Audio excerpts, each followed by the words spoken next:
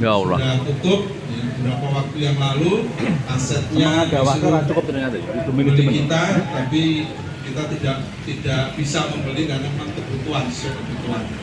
Termasuk di Karanganyar yang terakhir kali di Solo Raya itu launching, itu juga Lihat, sudah orang gampang tuh. Ya, jadi yang tutup seluruh Indonesia 56 gerai. Kemudian yang masih konfirmasi itu antara tutup dan antara buka. Ya, artinya buka tapi rugi. Ya, rugi. Ada kemungkinan itu tutup, ada kemungkinan bisa selamat. Ya. Ini 139 gerai. Jadi yang nafasnya sentik-sentik itu 139 gerai. Dan alhamdulillah untuk gerai kita yang di Gemolong ini termasuk di antara yang 45 tadi. Jadi kita termasuk yang Sehat. Amin. Alhamdulillah. Ini dukungan panjenengan yang setiap hari belanja ke toko kita ini sehingga kita masih bisa. Ternyata dari hasil evaluasi tingkat pusat, mengapa kok gerai-gerai itu tutup? Pertama itu adalah salah manajemen. Jadi kalau yang khususnya ini yang paling banyak ini di wilayah Jabodetabek, karena di sana untuk DC-nya itu disentralkan di PT Hidro. Ternyata di PT Hidro itu tidak mampu mensuplai kebutuhan toko, sehingga terjadi pilot. Nah, ketika pilot akhirnya PT Hidronya tutup, berdampak pada gerai. Kemudian yang kedua, gerai itu tutup karena semangat anggota itu adalah semangat investasi, tetapi tidak semangat belanja. Ya. Ini kalau di komunitas pusat cukup ramai sekali karena ternyata yang dioyak-oyak itu pengurus. Ya, kok tokonya tutup tapi pengurus ngomong jenengan nggak belanja, itu pada lari semua. Jadi mereka pengennya investasi tapi ya nanti kalau tahun tutup buku RAT terima SHU gitu, tapi nggak mau belanja. Itu yang terjadi seperti itu. Ini analisa yang kedua dari pusat seperti itu. Maka kemarin yang tahun kemarin itu kan kita persentase yang belanja di toko kita antara anggota dan non anggota kan masih lebih banyak non anggota. Kalau tahun ini gimana Mbak Jelita? Yang anggota tingkat keaktifan belanjanya dengan yang non anggota masih banyak mana? Non anggota. Nah, masih banyak non anggota. Ini pun sudah kita lokalisir Bapak Ibu. Jadi kita hanya menerima anggota setidak-tidaknya wilayah Gemi Tanpuh Sukar. Punten niku Pak, Gemi Tanpuh Sukar. Gemolong, Miri, Tonon, Lupo, Sumberlawang, Kalijambi. Gemi Tanpuh Sukar, ex Kaudanan Gemolong. Jadi kalau sudah di luar itu kita masih memikirkan antara diterima dan tidak. Karena apa? Ya nggak mungkin belanja ke sini. Karena kan SHU-nya kan dihitung 30% berdasarkan investasi atau saham atau simpanan pokok khususnya, 25% ya, dihitung dari keaktifan belanja. Kemudian penyebab yang ketiga itu adalah karena memang pengurus, pengawas dan pengelola ini tidak akur. Karena pengelola itu ya minta gaji tinggi, sementara toko itu belum bisa memberikan gaji yang terbaik.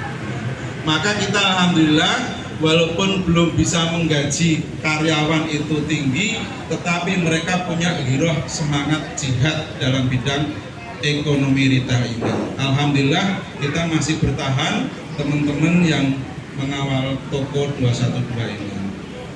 Kemudian Bapak Ibu perlu kami sampaikan juga bahwa termasuk di antara piutang, jadi kebetulan andalan untuk KS 212 pusat itu adalah produksi AMDK, air minum dalam kemasan 212, yang dulu pernah kami share videonya. Ini menyumbang pendapatan yang cukup besar, tetapi begitu distribusi di gerai-gerai ini juga terjadi kemacetan dalam pembayaran, sehingga piutang itu yang ada di komunitas itu mencapai 4,8 miliar.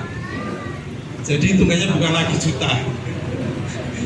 Kalau jadi macet di tingkat komunitas itu sampai 4,8 miliar. Nah, Bapak Ibu yang saya hormati, setelah RAT kemarin termasuk disampaikan proyeksi pendapatan dalam RAP, proyeksi pendapatan di tahun 2022 itu adalah 5,1 M untuk pendapatan. Ya. Kemudian untuk proyeksi SHU ini sekitar 196 juta. Ya. Sementara untuk SHU, ya, untuk SHU tahun tutup buku 2021 itu untuk di tingkat pusat itu masih minus 1,3 M. Jadi malah SHU ini malah min 1,3 M. Kalau kita alhamdulillah tadi sudah dipaparkan Pak Tulus, ada progres naik. Tahun ini kita bisa berbagi sekitar 86 juta rupiah. Kemudian Bapak Ibu terkait dengan kewajiban kita yang terdaftar sebagai anggota